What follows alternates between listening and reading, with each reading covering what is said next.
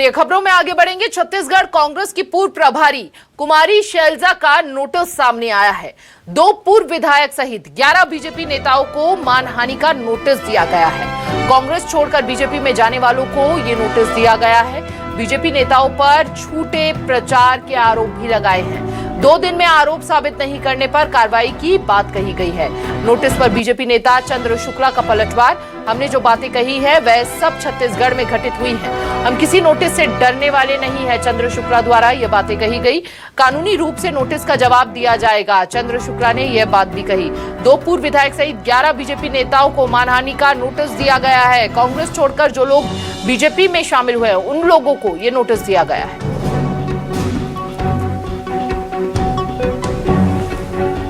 और हम लोग छत्तीसगढ़ से सिरसा भारतीय जनता पार्टी की मोदी जी की वित्तीय नीतियों का प्रचार करने आए हैं और छत्तीसगढ़ में वो सभी घटनाएं घटित हुई हैं उसकी वास्तविकता बताने आए हैं। लेकिन अपनी हार से वो बौखला गई है और इस बौखलाहट में उन्होंने हम लोगों को लीगल नोटिस भेजा है। इस नोटिस से ना हम डरे थे ना डरने वाले हैं। हम सनातन के धर्म के रक्षक हैं और इसका बकायदा कानूनी सही प्रत्युत्तर दिया जाएगा।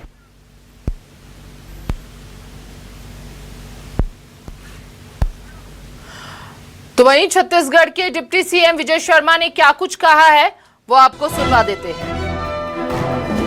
भाजपा में शामिल हुए उन लोगों ने और जो सच था वो कहा, जिसके प्रभार में जो कुछ हुआ उसी को बताया।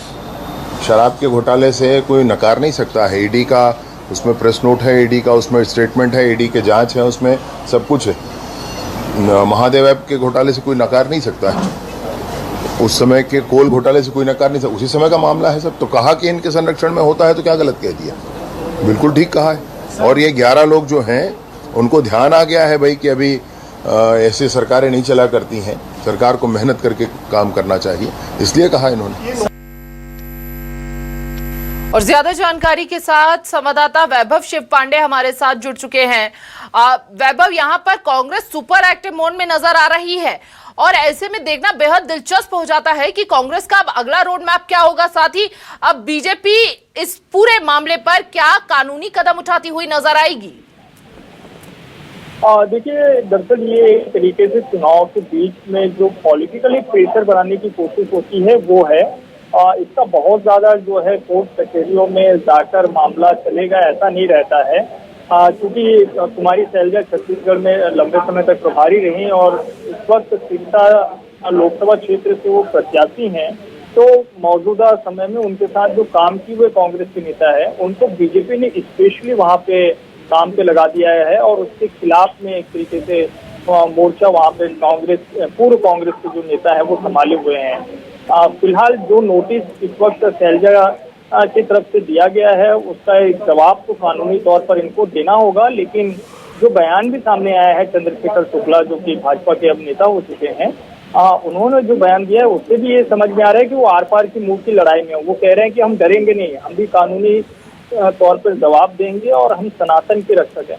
तो एक मुद्दा को जो है भुनाने की कोशिश भी हो रही है, क्योंकि एक माहौल छत्तीसगढ़ में शैलजा के खिलाफ पहले बना हुआ था, उसी माहौल को भुनाने की कोशिश अब उनके निर्वाचन क्षेत्र में किया जा रहा है।